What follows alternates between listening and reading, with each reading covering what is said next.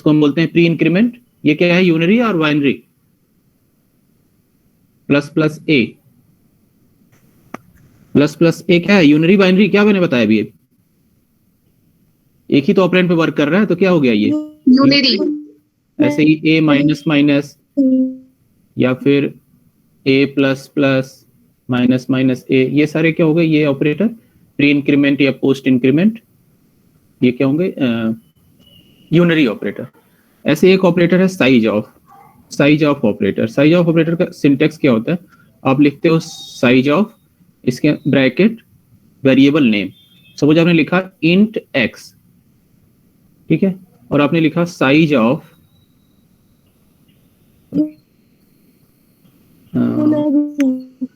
कुछ कह रहे हो आप, हेलो, किसी कुछ कहना है, कुछ पूछना है?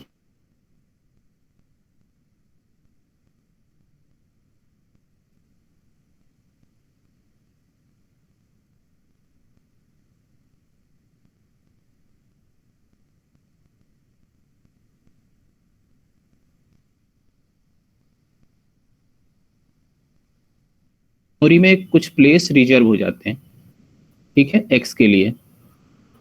सो कितने मेमोरी लोकेशन इसके लिए रिजर्व होंगे, ठीक है, अगर इंटीजर टाइप होगा तो अलग आएगा, फ्लोट होगा तो अलग होगा, या करेक्टर होगा तो अलग होगा। तो ये इंटीजर है तो इंटीजर के लिए 4 बाइट स्टोरेज लेता है मेमोरी में, ठीक है, 4 बाइट मेमोरी स्टोर हो जाता है, रिजर्व फॉर एक्स, यहाँ पे एक्स के लिए 4 बाइट मेमोरी रिजर्व हो जाएगी। तो अगर आप साइज ऑफ एक्स फाइंड करोगे तो ये क्या रिटर्न करेगा, size of X number of bytes. देखिए the operator return the size of the operand in byte, in bytes. Byte आप लोग को पता है,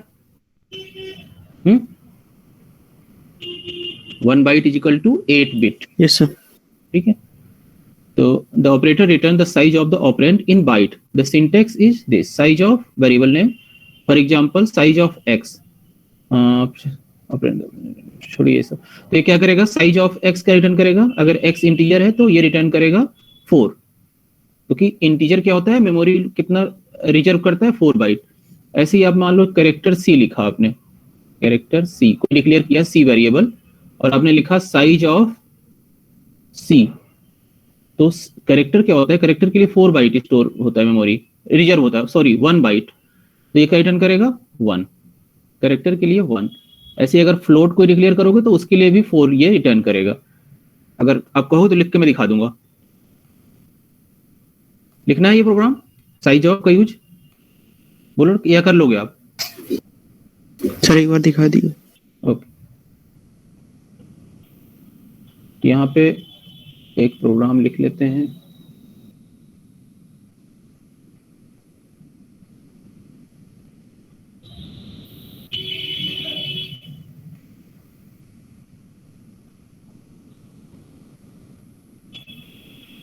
यहाँ पे लिखते हैं, पहली लाइन क्या लिखते हैं, हैश इंक्लूड, हैश इंक्लूड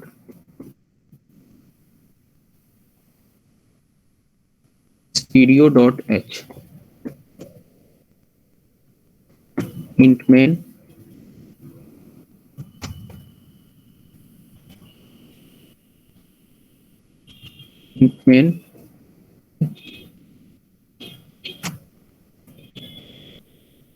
अब इसमें जो भी आपको लिखना है लिखते रहो।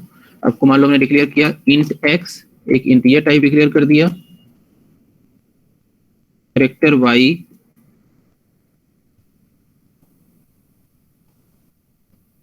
और एक फ्लोट टाइप कर दिया, फ्लोट जेड। ठीक है, अब अगर मुझे साइज फाइंड करनी है एक्स की, इंट एक्स, और फिर हमने फाइंड किया साइज ऑफ वाई या साइज ऑफ जेड, तो हमें क्या पता चल जाएगा, कितने बाइट मेमोरी में इसके लिए रिजर्व हुआ है। ठीक है, अगर मैं लिखता हूं साइज ऑफ एक्स, ठीक है, तो क्या रिटर्न करेगा, साइज ऑफ एक्स अभी मैंने बताया है 4 मतलब जो साइज होगा इंटीजर का, ठीक है, कितने जो मेमोरी में जितने बाइट उसके लिए रिजर्व होगा।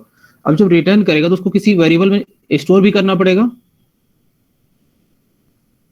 ठीक है, उसको स्टोर भी तो करना पड़ेगा। जैसे साइज ऑफ x मान लो 4 रिटर्न कर दिया, तो 4 उस किसी वेरिएबल में स्टोर करना पड़ेगा। तो हम यहाँ लिख दें अगर i equal to size of x, but i ऊपर डिक्लेयर नहीं है, तो ऊपर हमें ऊपर डिक्लेयर भी करना पड़ेगा। और i किस टाइप का वेरिएबल लिख सकते हैं, हम इंटीजर टाइप लिख सकते हैं, क्योंकि 4 6 इस टाइप का रिटर्न होगा। साइज ऑफ तो हमेशा इंटीजर ही रिटर्न करेगा, ठीक है। साइज ऑफ हमेशा कोई इंटीजर वैल्यू रिटर्न करेगा, जैसे 4 6 8 जो भी है। तो आप यहाँ i को आपको डिक्लेयर भी करना पड़ेगा। फिर आपको एक और वेरिएबल ले लो, j equal to size of y। तो करेक्टर के लिए कितना होता है 1, तो ये रिटर्न करेगा 1 और j में स्टोर हो जाएगा 1। ऐसे ही k equal to size of z, ये रिटर्न करता है, ये भी 4 बाइट ही लेता है इसमें, ठीक है। अब आप चाहो तो इन i j की वैल्यू प्रिंट करा सकते हो, printf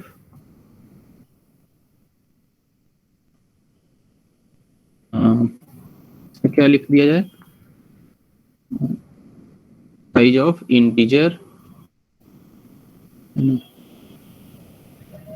या सिंपल %d भी लिख देते हैं, %d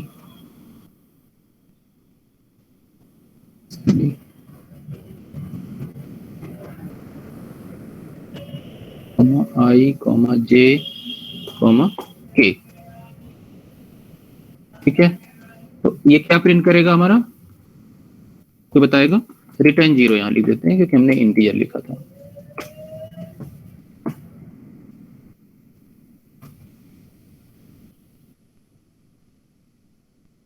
तो सेव कर देते हैं, सेव, तो कुछ भी आप नाम दे दो, मान लो s.c मैंने कर दिया।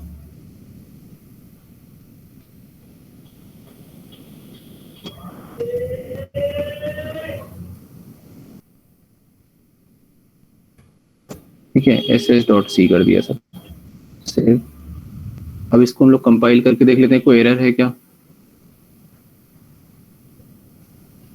यहाँ पे कह रहे हैं ये एरर है, i इक्वल टू और j इक्वल टू कहेंगे, क्योंकि i j के हमने डिक्लेयर ही नहीं किया है। तो यहाँ पे हम लोग डिक्लेयर कर देते हैं,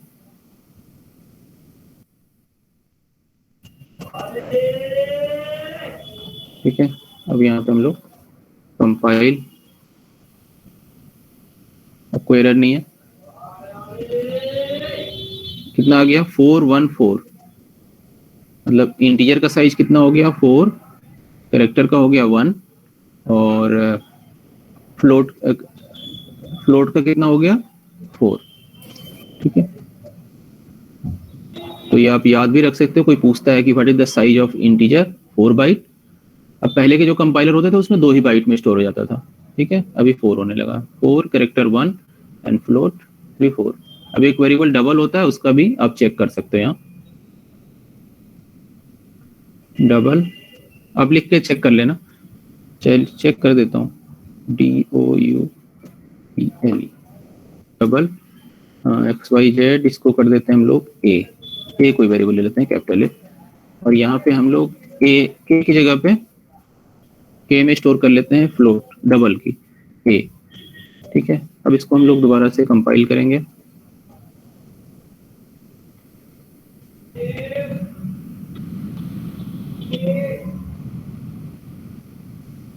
ठीक है। तो डबल कितने बाइट में स्टोर हो रहा है, क्या समझ में आया? यहाँ पे देखिए K में क्या हमने स्टोर किया है, साइज ऑफ A किस टाइप का है, डबल टाइप का।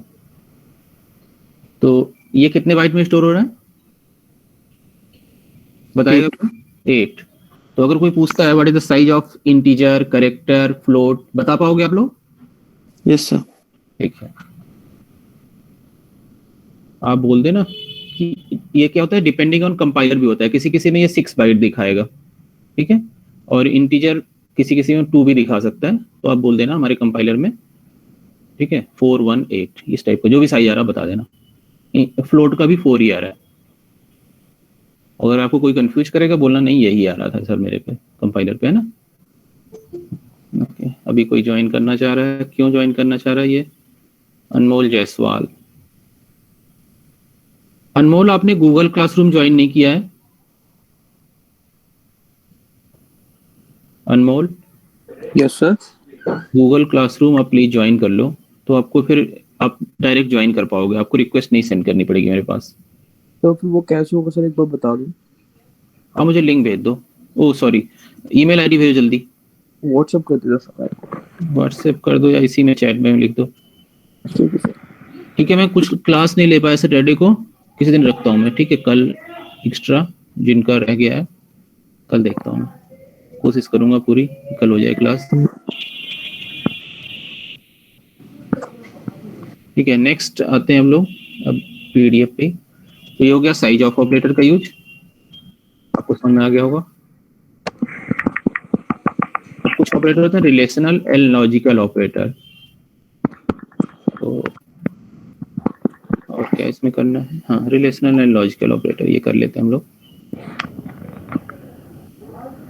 रिलेशनल ऑपरेटर से ग्रेटर देन, इक्वल टू, ये सब होते हैं। There are 4 relational operator in सी, ठीक है? ये कौन कौन से हैं? लेस देन, आप ऐसे लिखते हो लेस देन, ठीक है? लेस देन और इक्वल टू, ठीक है? ग्रेटर देन और equal to.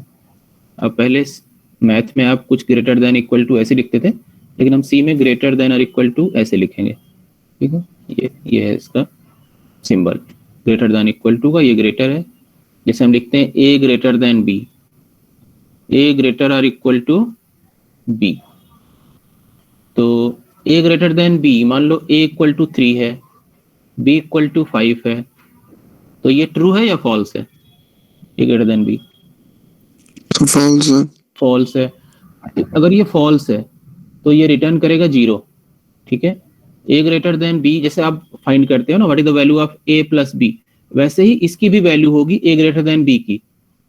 A greater than B की वैल्यू अगर फॉल्स है तो क्या होगी? 0, ठीक है? ए ग्रेटर देन बी 0, और अगर ट्रू होगा तो क्या होगा?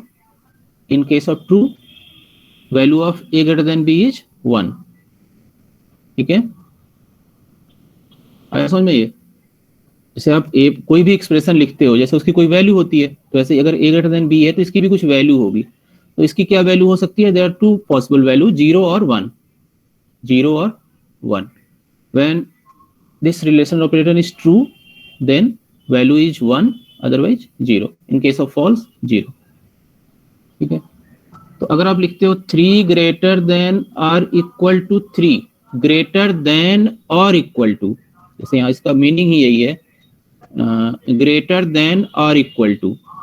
तो if this relational this relation is true और फॉल्स, 3 ग्रेटर और इक्वल टू 3, इसका मतलब ये हुआ 3 या तो 3 से ग्रेटर है या 3 के इक्वल है। तो ग्रेटर तो नहीं है लेकिन इक्वल तो है ना, क्योंकि तो यहाँ और लगा है, कोई भी एक ट्रू हो जाए, या तो ग्रेटर हो या इक्वल हो। 3 greater equal to 3 true, so value of 3 greater equal to 3 क्या होगी? 1, ठीक है? अब जैसे लिखते हो 5 greater or equal to 7, sorry 5 greater equal to 4, true और फॉल्स? ट्रू। ट्रू, क्योंकि कोई भी एक ट्रू हो जाए, या तो ग्रेटर हो या इक्वल हो, तो ये ट्रू हो जाएगा। 5 less or equal to 4, true और फॉल्स? फॉल्स। फॉल्स। तो इसकी वैल्यू क्या होगी फॉल्स के केस में? 1, 0 होगी। 0, हाँ, फॉल्स के केस में ये 0 होगी, और ट्रू होगा तो 1। चलिए, तो समझ में आ गया।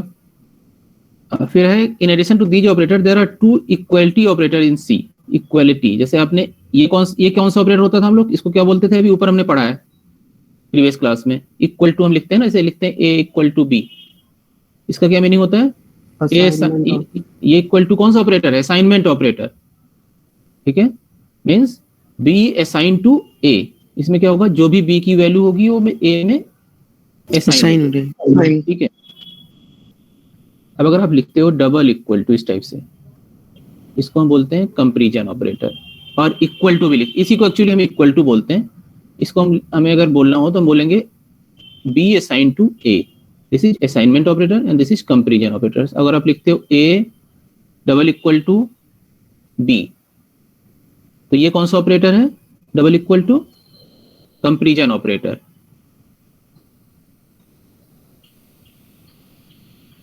कंपैरिजन ऑपरेटर ये कंपेयर करता है। तो अगर ए और बी इक्वल होंगे तो इसकी वैल्यू होगी 1, मतलब ट्रू अगर होगा तो 1, अदरवाइज 0। तो अब इसकी वैल्यू क्या होगी? सॉरी, अगर मैं लिखता हूं 9 डबल इक्वल टू 7, इसकी वैल्यू क्या होगी? 0 0 होगी, क्योंकि इसमें Zero. कंपेयर होगा कि क्या 9 7 के इक्वल है। अगर इक्वल होगा, ठीक है, तभी ये 1 ट्रू होगा, अदरवाइज फॉल्स। ठीक है, तो कंपैरिजन ऑपरेटर समझ में आ गया? Yes sir.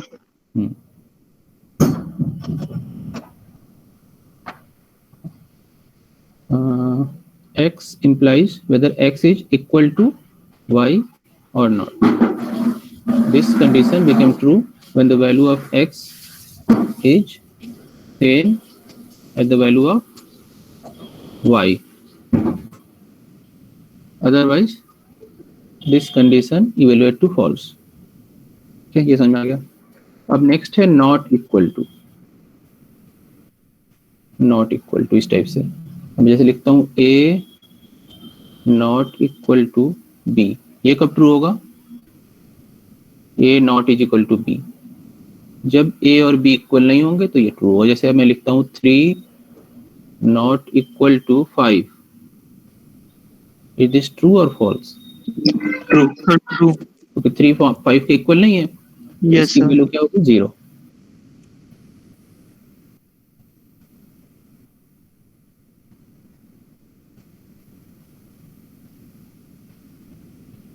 तो ये कौन से ऑपरेटर हम लोग पढ़ रहे थे? ये हम पढ़ रहे थे रिलेशनल ऑपरेटर, इसमें हम रिलेशन फाइंड करते हैं कि नहीं दो ऑपरेंड में, है ना? Relational operator. ठीक है, अब हम नेक्स्ट पढ़ेंगे लॉजिकल ऑपरेटर। ये तुमने कर लिया रिलेशनल ऑपरेटर, जिसमें greater than, equal to, comparison operator, not equal to, ये सब थे, है ना? तो टोटल 6 हमने पढ़े, 6 ऑपरेटर जो कि क्या थे? Relational operator. अब नेक्स्ट हम लोग आते हैं लॉजिकल ऑपरेटर। लॉजिकल ऑपरेटर आपके होते हैं, जैसे आपने गेट पढ़ा होगा, एंड और, ठीक है, एंड और नॉट, ठीक है, एंड और नॉट, ये तीनों होते हैं। एंड सबको पता होगा, एंड सुना किसी ने? एंड गेट और gate, not gate? Yes sir. नहीं सुना है तो भी कोई बात नहीं है। Sir not नहीं पढ़ा है। अरे निगेशन पढ़ा होगा, कुछ और पढ़ा होगा, नाम कुछ और रखा होगा आपने। Yes sir, nor था। नॉर नहीं था, नॉट ही होता है। अच्छा सर। नॉर अलग होता है एक। Okay. नॉर नहीं, मुझे सुना है मैंने, नॉर, एक्स नॉर सुना है। Yes sir. तो ये देखो, सी कंटेन्स, ये point, C contains 3 logical operator, they are, ये हम किसकी बात कर रहे हैं अभी? लॉजिकल ऑपरेटर की। अभी हमने जो डिस्कस किया था पहले क्या था? Relational operator. लॉजिकल ऑपरेटर क्या है आपके? There are 3। एंड, ठीक है, एंड को हम लिखेंगे इस तरह से, 2 एम्परसेंट साइन लगाएंगे और इस तरह से 2 लाइन। एंड नॉट, नॉट को ऐसे लिख रहे हैं हम लोग, ठीक है। They correspond to logical operand and और not respectively. The not operator is the exclamation, जैसे ये हम लोग यूज करते हैं इसके लिए, to invert the result of the logical compare, ठीक है। Using these 3 logical operator we can make complex conditional expression. तो इसका पहले हम लोग लिख देते हैं हाउ एंड वर्किंग और नॉट क्या है। जैसे सपोज आपने एग्जाम दिया 2 सब्जेक्ट, मैथ और फिजिक्स, ठीक है, ठीक है, मैथ फिजिक्स मान लो आपका एग्जाम हुआ, मैथ एंड फिजिक्स का, और मैंने बोला कि आप पास तभी होगे when you pass in both subject, ठीक है। You will be pass if you clear paper of mathematics and paper of physics, यहाँ पे एंड लगा रहा हूँ, ठीक है। You will pass if you clear mathematics paper and and physics paper. तो आपको पास कब माना जाएगा? जो ये रिजल्ट होगा ये कब मतलब ट्रू होगा, मतलब आप पास हो जाओगे। तो मान लो आपका मैथ में आप फेल हो गए 0, फिजिक्स में आप फेल हो गए, तो रिजल्ट आपका क्या आया? फेल। फेल 0। अब मैंने बोला कि आप मैथ में पास हो गए, फेल हो गए, फिजिक्स में पास 1, पास को मैं लिख रहा हूँ 1, मतलब अगर ट्रू हो गया तो अभी पास हो गए कि फेल, रिजल्ट क्या होगा आपका? फेल होगा सर। फेल। फेल, क्योंकि मैंने बोला एंड लगा दिया है ना कि अगर दोनों में पास हो गए तभी पास। तो यहाँ पे भी फेल। अगर मैंने लिखा यहाँ 1, यहाँ पे 0, यहाँ पे क्या होगा? Result 0, fail. पास तभी होगा जब आप दोनों में पास हो जाओगे, है ना, 1 1। 1। ठीक है, मतलब दोनों में पास। तो ये इस तरह से एंड गेट वर्क करता है। मतलब अगर आप दो वेरिएबल हैं x और y, ये है 0, तो ये इसको हम बोलते हैं ट्रूथ टेबल। ट्रूथ टेबल यही सेम बनाऊंगा मैं, 0 0 0 1 1 0 1 1 पे जो आपका रिजल्ट आएगा, ठीक है, उसको हम रिजल्ट या f जो भी लिखते हो आप।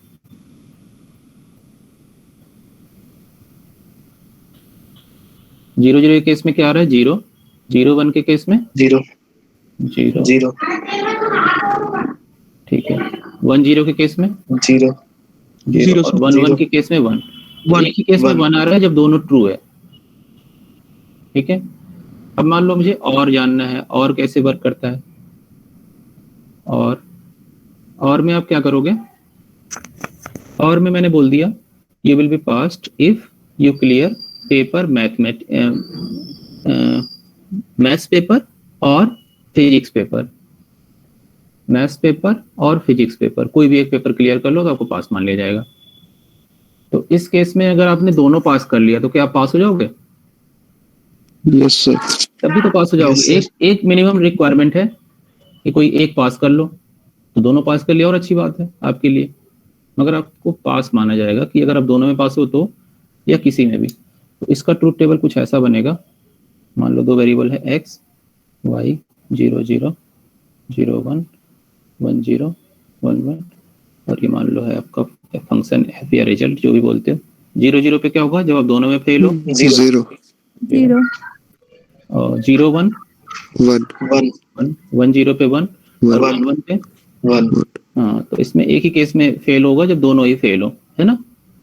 ठीक है, और नॉट कैसे वर्क करता है? अगर आप नॉट, मान लो कोई वेरिएबल है x, इसकी वैल्यू है 0 और यहाँ पे या 1, दो पॉसिबिलिटी है। अगर इसको आपने नॉट कर दिया, ठीक है, नॉट, तो 0 का नॉट करोगे तो ये 1 हो जाएगा, 1 का नॉट करोगे तो 0। ठीक है, इसको हम निगेशन भी बोलते हैं, निगेशन। ठीक है, तो ये नॉट है और ये क्या था? एंड, और ये था हमारा। सर ये नॉट वाला एक बार और बता दिए। नॉट में ये सिर्फ एक ही वेरिएबल पे वर्क करता है, ठीक है, दो पे नहीं वर्क करता। तो अगर 0 है तो नॉट करोगे तो 1 हो जाएगा, 1 है तो 0 हो जाएगा। ठीक है, मान लीजिए किसी वेरिएबल की वैल्यू, मान लो मैंने लिखा नॉट x, नॉट 0, मान लो मैंने लिख दिया नॉट 0, तो इसकी वैल्यू क्या होगी नॉट 0 की? 0 को आपने नॉट लगा दिया तो मीन्स ये 1 हो जाएगा। 1। ठीक है, मतलब अगर नॉट, हाँ, जैसे मैंने लिखा नॉट 3 greater than 5, ठीक है, मान लो ये एक्सप्रेशन में लिखा नॉट 3 greater than 5, तो 3 greater than 5 की वैल्यू क्या होगी? 3 greater than 5 की वैल्यू क्या होगी? 0 होगी ना, कोई 0 होगी, तो 0 होगी और इससे पहले आपने नॉट लगा दिया तो नॉट उसको क्या चेंज कर देगा? 0 को 1 कर देगा। 1, तो नॉट 3 greater than 5 की वैल्यू क्या हो जाएगी? 1। ठीक है,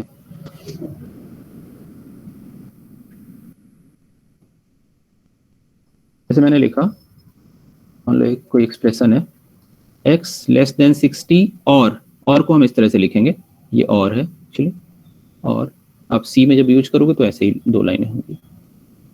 x लेस देन 60 और x ग्रेटर देन और इक्वल टू 80, तो ये ट्रू कब होगा? अब किस वैल्यू के, x की किस वैल्यू के लिए ट्रू हो सकता है ये?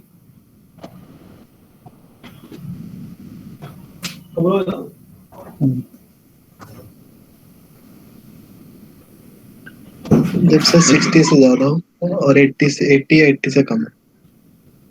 हाँ, यहाँ लिखा हुआ, भाई पढ़ के मत बताओ। x लेस देन 60 और x ग्रेटर इक्वल टू 80, तो या तो 80 से ग्रेटर हो तब ट्रू हो जाएगा, या फिर 60 से लेस हो, या फिर क्या हो, और 80 के बराबर हो। 80 के बराबर हो। तो मान लो x की वैल्यू है 70, तो ये ट्रू होगा कि फॉल्स होगा ये वैल्यू? मान लो x इक्वल टू 70 है, फॉल्स हो तो जाएगा। आप चेक करोगे 70 लेस देन 60, ट्रू और फॉल्स? x लेस देन 60 क्या है ये? x की suppose value of x is 70, 70 false है। लेस देन 60, ट्रू और फॉल्स? फॉल्स। फॉल्स, तो यहाँ लिखोगे 0, फॉल्स। 0 0 और x greater equal to 80, true और फॉल्स? सपोज x False है, sir। 70, तो ये भी फॉल्स हो जाएगा। 0 हो जाएगा। 0, 0 और 0, 0 और 0 की वैल्यू क्या होगी? 0 0 means for x is equal to 7, value of this expression is 0। यहाँ पे देखो,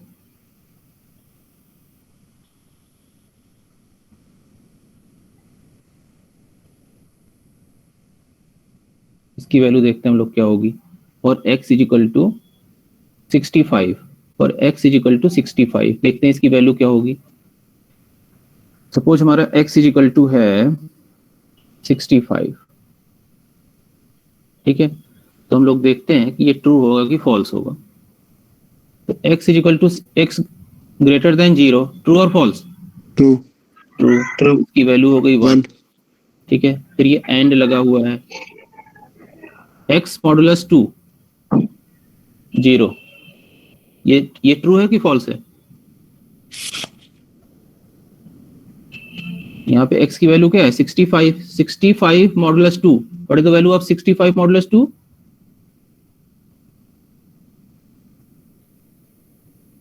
तो 6 होगी ना वैल्यू, अरे यार, फॉल्स हो जाएगा। 65 मॉडुलस 2 क्या होगा? 1। 1 होगा। 1 कंपेयर्ड विथ 0, ये कंपैरिजन ऑपरेटर है। 1 double equal to 0, this is true और फॉल्स? फॉल्स। तो इसकी वैल्यू क्या होगी इस पूरे की? 0। Yes sir. और इसकी क्या वैल्यू होगी? ये फिर एंड लगा है, x modulus 10 not is equal to 0, is this true और फॉल्स?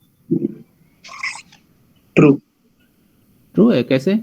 65 मॉडुलस 10, सर नॉट की जगह पे हो जाएगा। 65 मॉडुलस 10 क्या मिलेगा हमें? 5।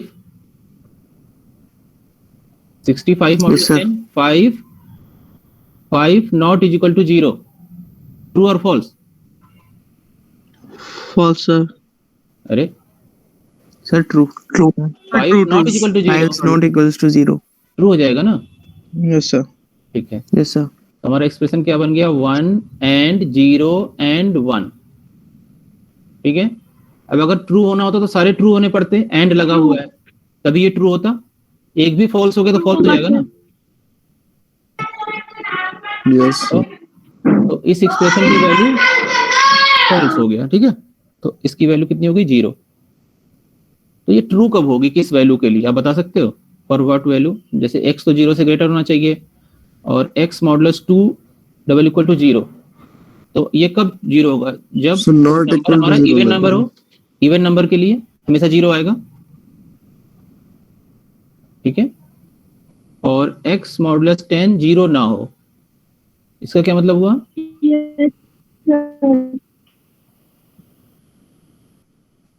क्या? Yes sir. प्राइम नंबर में नहीं होना चाहिए sir. x modulus 10 not equal to 0, ऐसा कब होगा? जब नंबर 10 का मल्टीपल ना हो, ठीक है। पहला तो x ग्रेटर देन 0 होना चाहिए। Next x modulus 2 equal to 0 means number हमारा क्या होना चाहिए? इवन होना चाहिए, सेकंड का मतलब ये हुआ ना, नंबर हमारा इवन होना चाहिए अगर ट्रू होना है तो, क्योंकि सारे इवन नंबर के लिए अगर मॉडुलस 2 करोगे तो 0 ही आएगा। बताओ। Yes sir. और थर्ड लिखा है x modulus 10 not is equal to 0, means ये तब 0 नहीं होगा जब नंबर कोई 10 का मल्टीपल ना हो। जैसे आपने 20 ले लिया, 20 मॉडुलस 10, तो फिर तो ये फॉल्स हो जाएगा। ठीक है, तो अगर ये तीनों कंडीशन सेटिस्फाई करेगा तो ये ट्रू होगा, अदरवाइज ये फॉल्स होगा। तो अगर आप लिखते हो x greater than 10 is same as x not less or equal to 10। ठीक है, तो अगर आप यहाँ नॉट, अगर इसके अंदर आप या तो आप ऐसे लिखो x greater then not x greater than 10, या फिर इसको अगर इसका निगेशन करना है तो क्या हो जाएगा, मतलब अगर निगेशन यहाँ से हटाना चाहते हो तो ये इक्विवेलेंट किसके है, x less or equal to 10। नहीं समझ में आ रहा है? बताओ। नो जैसे सर। मैं लिखा नहीं है, जैसे मैं लिखा x ग्रेटर देन 10, तो इसका निगेशन क्या हो सकता है, इससे छोटी वाली वैल्यू x लेस देन 10। तो x लेस देन या इक्वल टू 10 हो हाँ, जाएगा। अगर मैं इस पे निगेशन लगा दूं तो ये क्या बन Yes, जाएगा, x less or equal to 10। 10। ठीक है, इसका हम लोग यूज करेंगे जब एफ एल्स पढ़ेंगे, तो ज्यादा वहीं यूज होगा ये। अब एक ऑपरेटर है टर्नरी। अभी हमने पढ़ा कौन कौन सा ऑपरेटर पढ़ लिए, बाइनरी एंड यूनरी। बाइनरी हमने पढ़ लिया, और हमने एक पढ़ लिया बाइनरी ऑपरेटर, और एक हमने पढ़ लिया यूनरी ऑपरेटर। बाइनरी में हमने क्या क्या पढ़ा था, कुछ याद आ रहा है? बाइनरी में एक ऑपरेंड होता है सर। प्लस माइनस है ना, multiplication, division, modulus. Yes sir. और दो यूनरी में ऑपरेंड्स कौन कौन होते से हैं। पढ़े? और यूनिरी में सर, वो रेशनल एक ऑपरेंड होता है सर। इंक्रीमेंट, हाँ, और जैसे इंक्रीमेंट डिक्रीमेंट पढ़ा था सर। हाँ, माइनस भी यूज हो सकता है, माइनस दोनों तरह का होता है वैसे, Yes, sir. यूनरी माइनस दोनों, माइनस Yes, प्लस। sir. तो ये सब पढ़ लिया। और साइज ऑफ ऑपरेटर भी, साइज ऑफ ऑपरेटर है तो वो कौन सा, यूनरी या Yes, sir. बाइनरी आपके हिसाब से? साइज ऑफ यूनरी होगा सर। यूनरी होगा, गुड। ठीक है, अब हम लोग पढ़ते हैं आज टर्नरी ऑपरेटर। ठीक है, टर्नरी ऑपरेटर, टर्नरी मीन्स 3। ठीक है, the conditional operator is a ternary operator. एक कंडीशनल एक टर्नरी ऑपरेटर बता रहा हूँ, एक कंडीशनल ऑपरेटर है, ये ternary operator. The conditional expression consist of 3 expression. इसमें 3 एक्सप्रेशन होंगे, separated by a question marks and a colon. The expression prior to the question marks is evaluated to determine if it is true or false. ठीक है, इसमें इस तरह से होगा, expression 1, इसका जो सिंटेक्स है यहाँ देखो, एक्सप्रेशन 1, एक्सप्रेशन 2, एक्सप्रेशन 3। एक्सप्रेशन 1 के बाद क्वेश्चन मार्क्स होगा, ठीक है, फिर एक्सप्रेशन 2 होगा, उसके बाद कॉलन, एंड देन एक्सप्रेशन 3। ठीक है, तो इसमें क्या होगा, पहले एक्सप्रेशन 1 की वैल्यू इवेल्युएट की जाएगी। ठीक है, एक्सप्रेशन 1 की सबसे पहले वैल्यू इवेल्युएट की जाएगी। If it is true then it return value of expression 2। If it is false then it return value of expression 3। यहाँ लिखा है if it is true the expression between the question marks and the colon is evaluated, मतलब ये वाली value evaluate हो जाएगी अगर ये ट्रू हुआ। और अगर फॉल्स हुआ, यानी if it is not true the expression following the colon is evaluated, ये वाली, तब ये इवेल्युएट होगी। अगर ये फॉल्स हो, अगर ये फॉल्स है तब ये, और अगर ट्रू है तो ये पहले वाला ही। The result of the evaluation is used for assignment if this is an assignment expression. जैसे मैंने लिखा, यहाँ लिखा मैंने x is equal to expression 1, मतलब मैंने लिखा एक्सप्रेशन 1 में 5 ग्रेटर देन 3। ठीक है, ये हो गया मेरा एक्सप्रेशन 1। क्वेश्चन मार्क्स, यहां लिखा मैंने 5, ठीक है, 5 कॉलन 6, ठीक है।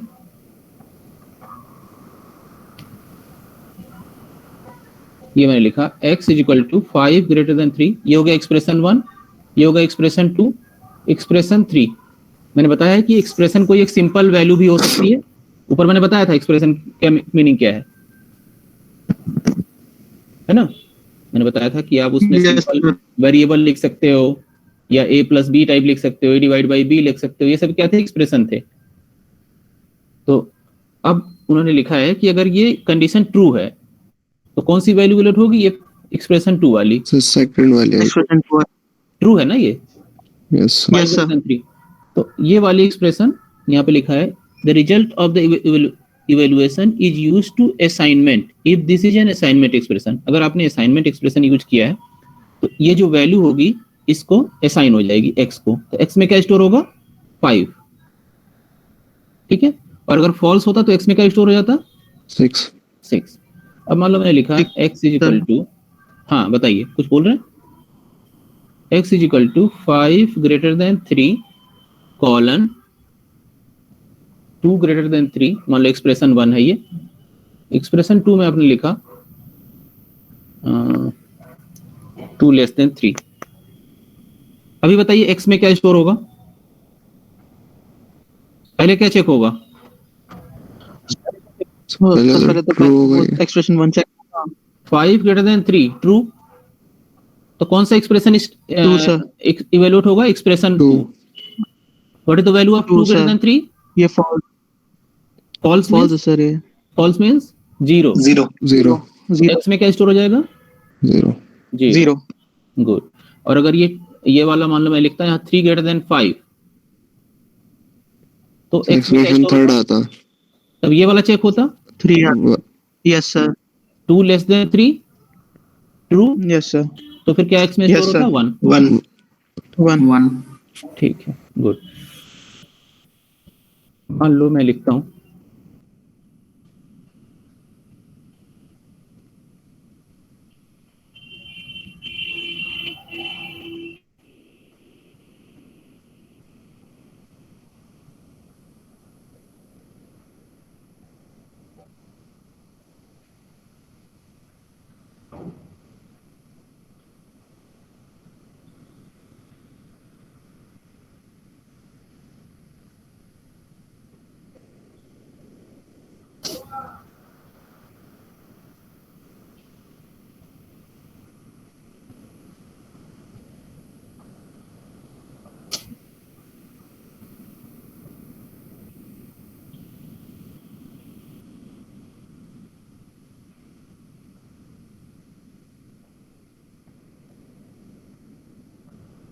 यहाँ पे मैं लिखता हूँ कुछ, मान लो मैंने लिखा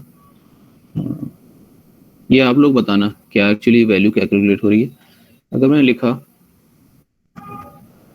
x is equal to a greater than b,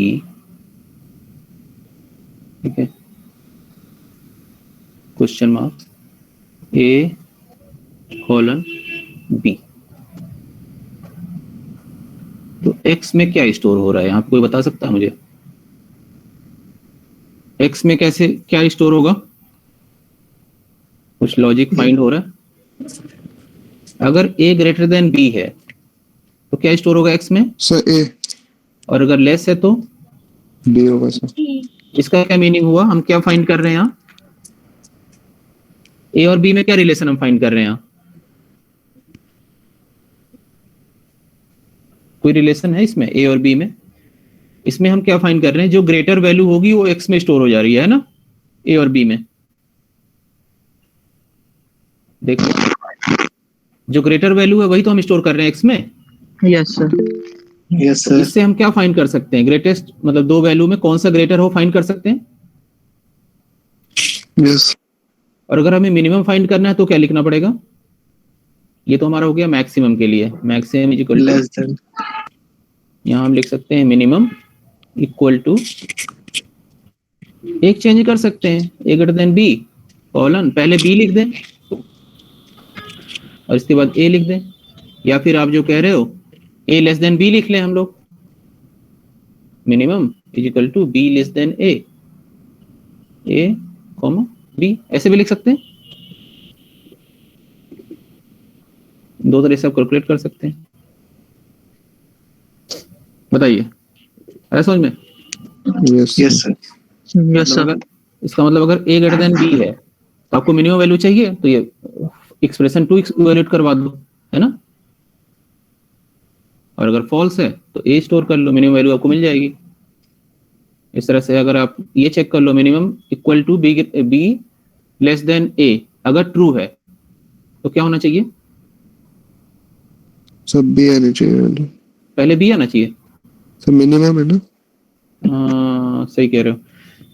हमें लिखना चाहिए था a less than b। Okay, a less than b अगर है तो हमें क्या चाहिए? a, और अगर फॉल्स है तो b, राइट? नहीं, हाँ ठीक है। a अगर b से स्मॉल है तो क्या रिटर्न होना चाहिए? a, otherwise b। ठीक तो है। तो इससे आप मिनिमम मैक्सिमम भी फाइंड कर सकते हैं दो वैल्यू में। अब इसको प्रोग्राम इसका लिख लेना आप, ठीक है, तो इससे मिनिमम मैक्सिमम आपको मिल जाएगा। चलिए बाकी नेक्स्ट क्लास में करते हैं। बस आज टाइम ना, मैं कहीं बीच घर पे कॉलेज पहुंच नहीं पाया, मुझे पहुंचना भी है, ठीक है। तो मैं आपकी क्लास, आज लैब भी है क्या हमारी? बताना कोई? No sir. नहीं है, ओके ठीक है। फिर अब थोड़ा सा मैं जल्दी ही क्लास छोड़ रहा हूँ, अभी मैं थोड़ा रास्ते में था अभी। सर कल क्लास लेंगे फिर आप एक्स्ट्रा? कल, एक मिनट, आप मुझे अब्दुल रहमान, आप अब्दुल रब बोल रहे थे, कौन बोल रहे थे अभी? अब्दुल रब। हाँ, तो आप मुझे कॉल कर लेना, मेरा नंबर है ना ग्रुप में है, तो ले लेना आप मुझसे। ठीक है सर। आज शाम को कर लेना, बता दूंगा टाइम, थोड़ा टाइम टेबल में देख ठीक। के अपना डिसाइड कर लूंगा। ठीक है सर। ओके ठीक है, फिर आज मैं Thank ये you, भी sir. एंड करूंगा। सर वो मैंने अपनी मेल आईडी चैट में भेज दी सर। अच्छा, ओके, कहाँ है? नहीं है इसमें, अच्छा है तो मैं आपको मेल सेंड कर देता हूँ। तो अभी बहुत लोगों ने ज्वाइन नहीं किया है, अभी टोटल 54, जो कि 60 है ना। चलिए आज एक और ज्वाइन हो जाएंगे शायद, अनमोल जायसवाल। ठीक है, अब आप ज्वाइन कर लेना।